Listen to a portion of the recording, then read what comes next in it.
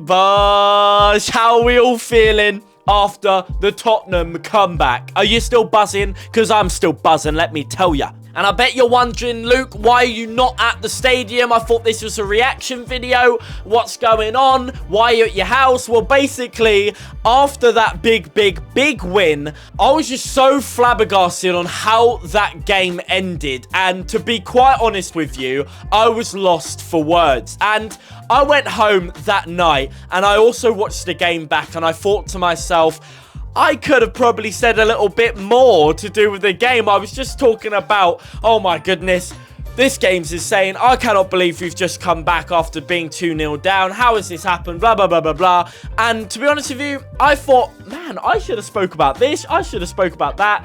And that is why I'm here, to basically talk more in depth about the game, because I was just so hyped about winning the game. I didn't speak too much in depth about it. So what we're going to do is we are going to go back and forth from when we interviewed Tony after the match and from where I am here now talking about the match. But let's go straight into this video. Let's go straight into, well, the thoughts over in the Amex Stadium right after the game with Tony in the zoney. Let's go. Oh my God, Tony. What a game. Right, so first of all, I wish I had you on before the game, because this man said to me 3-2 to the Albion, and what happened? 3-2 to the Albion. The best comeback of the season, and my lord, a difference between two halves. The first one, very disappointed, very underwhelmed. The second one, well, how about that for a second half change? I must admit, I thought my 3-2 was going to be way off. First half, I mean, we wasn't the races at all, were we? No. It was just... Felt like Chelsea. Felt like Chelsea. I thought, you know, this could go a hatful towards, you know, for Spurs, but second half, credit to the lads. Yeah. I mean, what was said at half-time must have been a few words of encouragement, let's put it this way. For sure. Maybe Pascal Grove headed in there. Maybe. No, fantastic. Yeah, and, well, what happened? What made it the difference? What made it the change? Was it just the fact of taking our chances better and just striking well? The Spurs manager, Mobby said, just keep it nice and stable. They've got nothing to go for. We'll just wrap this up 2-0, get them on the break, and it backfired on them. Big time. Yeah. Big time. Minte, throughout the whole game for me, he had this desire to win the ball, this aggression as well. And I feel this with him every single time he's on the pitch. He is really aggressive and incredibly smart with how he does things. Not just with getting stuck in. He's incredibly strong for the height he is. He gets stuck in with challenges, but he's also a guy that obviously gets the job done when he needs to. And that is where the belief came forward. And he didn't mess about either by celebrating. He grabbed that ball and he went as soon as possible back to the halfway line to get the game going once again.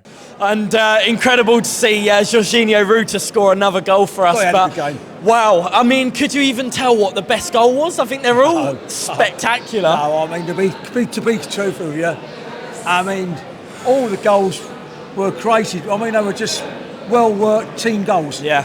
I mean, that one that Welbeck scored for the winner, how Jorginho got to that byline just to flick the ball back. Yes. He never gave up. Yeah. He was one of probably about 2 or 3 players that really played well for the whole 90 minutes. Yeah. Yeah. You know. I felt like the second half we came out and really wanted it. I felt like we wanted it. As soon as we came out, as soon as we got the first goal, I honestly thought to myself, we could at least get a draw here or something, because I didn't think Tottenham played too well at the second half. I thought we went into control and we went for the attacks and we were just more clinical in the end. I mean, just is what it is. I think it's definitely a game of 2 halves. First half, I mean, it was very disappointing. Yeah. Almost like, as you say, Chelsea the previous week thought, you know, have we been found out because of the high line? Yeah. But Spurs played a high line as well. They did. And they seem to run out of ideas. Yeah, yeah. Whether that's because we pushed them back and we just, we had nothing to lose really second half. No. I mean, I didn't see us winning the game smile today. on our faces, really, into it. Now, working through this game as well, the switch of play for me was exceptional. Now, Brighton have always been quite decent, actually, at switching play. There's been a few good goals, especially one of them at Everton. I don't know if you remember that Moises Caicedo, where he gave it all the way to Karim Matoma the other side, and he went and scored. That was another great goal from switching the play from one side of the pitch to the other, basically. And another player for me that was incredibly important to this game and was Karim Matoma. But the secret star, man. Yes, Welbeck scored. Yes, Jorginho got the assist and scored. But Karim Matoma, for me, did a lot more behind the scenes, getting around players. The small things that maybe you kind of take for granted when you see all these goals going and all this other action happen. If this game was a 0-0 and no goals happened, the man of the match would have been Matoma for me. And his skills getting around players, he had guts in this game. And sometimes I feel that he isn't always very confident with getting the ball back and tackling and getting back in more defence. But this game he was. He was great at tackling. He got really stuck in and he got around players. He got the ball off players really well. And he caused havoc on the left side, which we know he can do every game, but he did it especially well this game. Even the second half, when some of the substitutes was being made, when took Jorginho off, I thought, yes, and we made the right decision. Same with Belieber coming off for UEFA. But to be fair, they probably run their socks off. Yes, that was the reason for the change. Definitely. But, yeah, I mean, it's going to the international break now. With a win, I think he's going to get. Again, though, we're going into another international break. Do we really want it right now? I don't know. I think we do. This time, I think we do. Okay. I think we do this time. Yeah. Because I think last time we were so on a high. Yeah. And then we come out and, it disrupted our challenge. I think this time we know what's going to happen. So I think we'll be ready for Wolves. No, Newcastle away first. Yes, Newcastle. And then home against Wolves. Yeah, and then I think we could even give Liverpool in the cup a round for the moment. Yeah. Well, this is the thing, isn't it? I mean, big teams coming along and we're doing big things and big occasions again. It's like every single year we seem to beat a big team and do it well, Yeah. It seems like we're relying on our attack a little bit more than our defence these days, where we used to rely on our defence and not a lot of teams could get a lot of goals past us, but now we're playing this high line. We are finding ourselves a little bit open at times, and bigger teams with really good players and very pacey players are running through us. Do you think we could do better in our defence, or do you think that's just because it's how we play? Because our high line means that we are a bit more in danger out back, but do you think that we're a team or Fabian is trying to sort of score more goals to be in front of the opposition? Of 4-2-4. Right. So they look like they've got just two in the midfield. Right. And when the ball is bypass the forward players, we've effectively got just two midfield players. Yeah. And we get slightly overrun. Yeah. I think that's fine. And because of the high line as well, I think that creates that sort of gaps that they can run behind you. Yeah. I don't think Hinchwood had one of his better games today. Did all right. Nobody had a real bad game. No. But that's because he's young. Yes. So a bit naive maybe. And he's been moved about, isn't he? He's been moved down midfield.